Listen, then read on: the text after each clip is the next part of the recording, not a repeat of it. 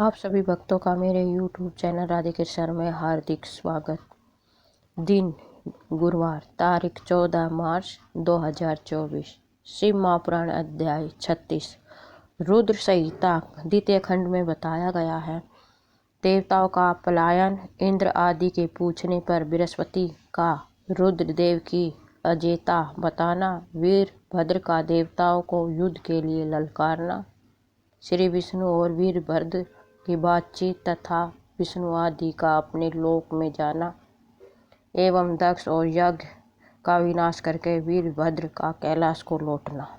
ब्रह्मा जी कहते हैं, नारद, उस समय देवताओं के साथ शिव गणों का घोर युद्ध हुआ। उसमें सारे देवता पराजित हुए और भागने लगे। वह एक दूसरे का साथ छोड़कर स्वर्ग लोक में चले गए। उस समय केवल महाबली इंद्र आदि लोकपाल ही उस द्राणु संग्राम में धैर्य धारण करके उत्सुकता पूर्वक खड़े रहे। तदनंतर इंद्र आदि सब देवता मिलकर उसमें बृहस्पति जी को विनती भाव से नमस्कार करके पूछने लगे। लोकपाल बोले, गुरुदेव बृहस्पति तात दयानिधे, शीघ्र बताइए, हम जानना चाहते हैं कि हमारी विजय कैसे होगी।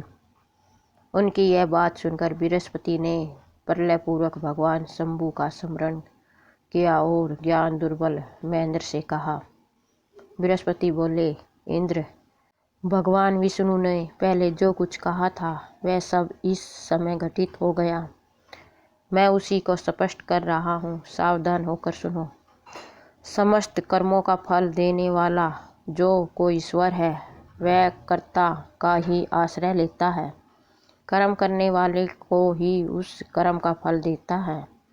जो कर्म करता ही नहीं उसको फल देने में वह भी समर्थ नहीं। अतः जो ईश्वर को जानकर उसका आश्रय लेकर सत्कर्म करता है उसी को उस कर्म का फल मिलता है, ईश्वर द्रोही को नहीं। न मंत्र, न असोध्या, न समस्त अभिचारिक का कर्म, न लौकिक पुरुष, न कर्म, न वेद, न असोध्या, न समस्त अभिचारिका कर्म, न लौकिक पुरुष, न कर्म, न वेद, न पूर्व और उत्तर मीसा मासा तथा न नाना वेदों से युक्त अन्य न्याय शास्त्र ही ईश्वर को जानने में समर्थ होते हैं। ऐसा प्राचीन विद्वानों का कथन है। भक्तों को छोड़कर दूसरे लोग संपूर्ण वेदों का 10,000 बार स्वाध्याय करके भी मैं ईश्वर को भली भांति नहीं जान सकते। यह महासूत्री का कथन है। अवश्य भगवान शिव के अनुग्रह से ही सर्वथा शांत, निर्विकार एवं उत्तम दृष्टि से सदाशिव के तत्व का ज्ञान हो सकता है। सुरेश्वर क्या कर्तव्य है और क्या अकर्तव्य है, इसका विवेचन करना अभीष्ट होने पर मैं जो इसमें सिद्धि का उत्तम अंश है उसी का प्रतिपादन करूँगा। तुम अपने हित के लिए उसे ध्यान देकर सुनो। इंद्र, तुम लोकपालों के साथ आज नादान बनकर दक्ष यज्ञ में आ गए। बताओ तो यहाँ क्या पराक्रम करोगे।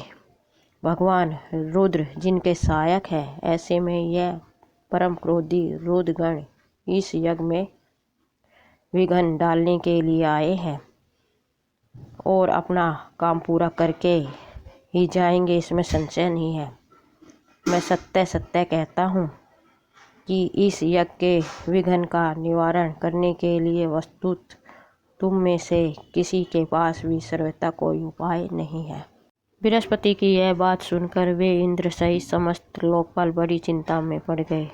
तब महावीर रुद्र गणों से घिरे हुए वीरभद्र ने मन ही मन भगवान शंकर का स्मरण करके इंद्र आदि लोकपालों को डांटा और इसके पश्चात रुद्रगणों के नायक वीरभद्र ने रोष से भरकर तुरंत ही संपूर्ण देवताओं को तीखे बाणों से घायल कर दिया। उन बाणों की चोट खाकर इंद्र आदि समस्त सुरेश्वर भागते हुए 10 दिशाओं में चले गए। जब लोकपाल चले गए और देवता भाग खड़े हुए तब वीरभद्र ने गणों के साथ यज्ञशाला के समीप गए। उस समय वहाँ विद्यमान समस्त ऋषि अत्यंत भयभीत हो परमेश्वर श्री हरि से रक्षा की प्रार्थना करने के लिए सहसा नतमस्तक हो शीघ्र बोले, देव देव सर्वेश्वर महाप्रभु, आप दक्ष के यज्ञ की रक्षा कीजिए। आप ही यज्ञ है, इसमें संशय नहीं है। यज्ञ आपका कर्म रूप अंग है।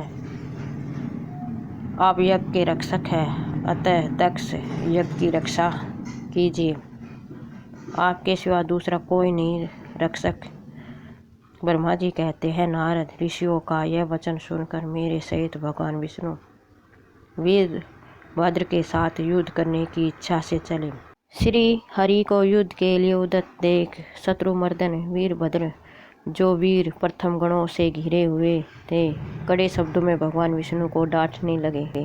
ब्रह्मा जी कहते हैं, नारद वीरभद्र की यह बात सुनकर बुद्धिमान देवेश्वर विष्णु महाप्रसन्नतापूर्वक हंसते हुए बोले। श्री विष्णु ने कहा, वीरभद्र, आज तुम्हारे सामने मैं जो कुछ कहता हूँ उसे सुनो। मैं भगवान शंकर का सेवक हूँ। तुम मुझे रुद्रदेव से विमुख न कहो। दक्ष अज्ञानी है, कर्मकांड में ही इसकी निष्ठा है। इसने मूर्खतावश पहले मुझसे बारंबार अपने यज्ञ में चलने के लिए प्रार्थना की। मैं भक्त के अधीन ठहरा, इसलिए चला आया। भगवान महेश्वर भी भक्त के अधीन रहते हैं। तात दक्ष मेरा भक्त है, इसलिए मुझे यहाँ आना पड़ा। रुद्र के क्रोध से उत्पन्न हुए वीर, तुम रुद्र तेज स्वरूप से उत्तम प्रताप के आश्रय हो। मेरी प्रतिज्ञा सुनो। मैं तुम्हें आगे बढ़ने से रोकता हूँ और तुम मुझे रोको। परिणाम वही होगा जो होने वाला होगा। मैं पराक्रम करूँगा। ब्रह्मा जी कहते हैं, नारद भगवान विष्णु। ऐसा कहने पर महाबली वीरभद्र हंसकर बोला, आप मेरे प्रभु के प्रिय भक्त हैं। यह जानकर मुझे बड़ी प्रसन्नता हुई। इतना कहकर गणनायक वीरभद्र हंस पड़ा और विनय से नतमस्तक हो बड़ी प्रसन्नता के साथ श्री विष्णुदेव से कहने लगा। वीरभद्र ने कहा, महाप्रभु, मैंने आपके भाव की परीक्षा के लिए बड़ी बात कही थी। इस समय यथार्थ बात कहता हूँ, सावधान होकर सुनो। हरे जैसे शिव है वैसे आप है, जैसे आप है वैसे शिव है, ऐसा वेद कहते हैं और वेदों का यह कथन शिव की आज्ञा के अनुसार ही है। रमानाथ, भगवान शिव की आज्ञा से हम सब लोग उनके सेवक ही हैं। तथापि मैंने जो बात कही है वह इस वाद विवाद के अवसर के अनुरूप ही है। आप मेरी हर बात को आपके प्रति आदर के भाव से ही कही गई समझिए। ब्रह्मा जी कहते हैं, वीरभद्र का यह वचन सुनकर भगवान श्री हरि हंस पड़े और उसके लिए हित कर वचन बोले। श्री विष्णु ने कहा, महावीर, तुम मेरे साथ निशंक होकर युद्ध करो। तुम्हारे अस्त्रों से शरीर भर जाने पर ही मैं अपने आश्रम को जाऊंगा। ब्रह्मा जी कहते हैं, ऐसा कहकर भगवान विष्णु चुप हो गए और युद्ध के लिए कमर कसकर डट गए। महाबली वीरभद्र भी अपने गणों के साथ युद्ध के लिए तैयार हो गए। नारद तदनंतर भगवान विष्णु और वीरभद्र में घोर युद्ध हुआ। अंत में वीरभद्र ने भगवान विष्णु के चक्र को 3 खंडों में बांट दिया। तब मेरे द्वारा एवं सरस्वती द्वारा बोधित हुए श्री विष्णु ने उस महान गणनायक वीरभद्र को तेजस संपन्न जानकर वहाँ से अंतर्धान होने का विचार किया। दूसरे देवता भी यह जान गए कि सती के प्रति जो अन्याय हुआ है उसी का यह सब भावी परिणाम है। दूसरों के लिए इस संकट का सामना करना अत्यंत कठिन है। यह जानकर वे सब देवता अपने सेवकों के साथ स्वतंत्र सर्वेश्वर शिव का स्मरण करके अपने अपने मैं भी पुत्र के दुख से पीड़ित हो सत्यलोक में चला आया और अत्यंत दुख से आतुर होकर सोचने लगा कि अब मुझे क्या करना चाहिए। शिव महापुराण अध्याय 36 समाप्त। ओम नमः शिवाय। शिव महापुराण अध्याय 7। ब्रह्मा जी कहते हैं, ऐसा कहकर भगवान विष्णु चुप हो गए और युद्ध के लिए कमर कसकर डट गए। महाबली वीरभद्र भी अपने गणों के साथ युद्ध के लिए तैयार हो गए। नारद तदनंतर भगवान विष्णु और वीरभद्र में घोर युद्ध हुआ। अंत में वीरभद्र ने भगवान विष्णु के चक्र के 3 टुकड़े कर डाले। तब मेरे द्वारा एवं सती द्वारा बोधित हुए श्री विष्णु ने उस महान गणनायक वीरभद्र को तेजस संपन्न जानकर वहाँ से अंतर्धान होने का विचार किया। दूसरे देवता भी यह जान गए कि सती के प्रति जो अन्याय हुआ उसी का यह सभी भावी परिणाम है। दूसरों के लिए इस संकट का सामना करना अत्यंत कठिन था। यह जानकर वे सब देवता अपने सेवकों के साथ संत सर्वेश्वर शिव का स्मरण करके अपने अपने लोक चले गए। मैं भी पुत्र के दुख से पीड़ित हो सत्यलोक में चला आया और अत्यंत दुख से आतुर होकर सोचने लगा कि अब मुझे क्या करना चाहिए। मेरे तथा विष्णु के चले जाने पर मुनियों सहित समस्त यज्ञ के आधार रहने वाले देवता शिवगणों द्वारा पराजित हो भाग गए। उस उपद्रव को देखकर और उस महाविध्वंस निकट जानकर वह यज्ञ भी अत्यंत भयभीत हो मृग का रूप धारण करके वहाँ से भागा। मृग के रूप में आकाश की ओर भागते देख वीरभद्र ने उसे पकड़ लिया और उसका मस्तक काट डाला। फिर उन्होंने मुनियों तथा देवताओं के अंग भंग कर दिए और बहुतों को मार डाला। प्राप्ति मणि भद्र ने भृगु को उठाकर पटक दिया और उनकी छाती को पैरों से दबाकर तत्काल उनकी डाढ़ी मूंछ नोच ली। चंड ने बड़े वेग से पुशाक के दांत उखाड़ लिए क्योंकि पूर्व काल में जिस समय महादेव जी को दक्ष के द्वारा गालियाँ दी जा रही थी उस समय वह दांत दिखाकर हंस रहे थे। नंदी ने भग को रोषपूर्वक पृथ्वी पर दे मारा और उनकी दोनों आंखें निकाल ली क्योंकि जब दक्ष शिव जी को श्राप दे रहे थे उस समय आंखों के संकेत से अपना अनुमोदन सूचित कर रहे थे। वहाँ रुद्रगण नायकों ने सवदा स्वाहा और दक्षिणा देवियों की बड़ी दुर्दशा की। वहाँ जो मंत्र तंत्र तथा दूसरे लोग थे उनका भी बहुत तिरस्कार किया। ब्रह्मपुत्र दक्ष भय के मारे अंत वेदी के भीतर छिप गए।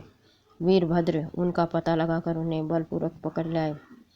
फिर उनके दोनों गाल पकड़कर उन्होंने उनके मस्तक पर तलवार से आघात किया, परंतु योग के प्रभाव से दक्ष सिर अभेद हो गया, इसलिए कट नहीं सका। तब वीरभद्र को ज्ञात हुआ कि संपूर्ण अस्त्र शस्त्रों से इनके मस्तक का भेदन नहीं हो सकता। तब उन्होंने दक्ष की छाती पर पैर रखकर दबाया और दोनों हाथों से गर्दन मरोड़कर तोड़ डाली। फिर शिवद्रोही दुष्ट दक्ष के उस सिर को गणनायक वीरभद्र ने अग्निकुंड में डाला दिया। तदनंतर जैसे सूर्य घोर अंधकार राशि का नाश करके उदय चल पर आरूढ़ होते उसी प्रकार वीरभद्र दक्ष और उनके यज्ञ ध्वंस करके कृतकार्य हो तुरंत ही वहां से उत्तम कैलाश पर्वत को चले गए। वीरभद्र को काम पूरा करके आया देखकर परमेश्वर शिव मन ही मन बहुत संतुष्ट हुए और उन्होंने उन्हें वीर प्रथम गणों का अध्यक्ष बना दिया। शिव महापुराण अध्याय 37 समाप्त। आपको मेरा वीडियो कैसा लगा कमेंट बॉक्स में अवश्य बताएं। मेरे वीडियो को लाइक शेयर व चैनल को सब्सक्राइब करें। धन्यवाद।